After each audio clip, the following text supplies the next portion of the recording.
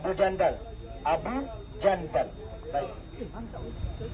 Setelah berlaku perjanjian Hudaybiyah, okey, Nabi SAW arahkan umat Islam untuk tahallul di sini, sembelih kambing kat sini. Dan umat Islam laksanakan setelah tengok Nabi SAW sendiri yang laksanakan, yang cukur rambut Nabi SAW, Nabi cukur Amr, dan juga nama satu orang lagi, Amr bin As, bukan adik beradik tu, bukan anak beranak tu, lain-lain.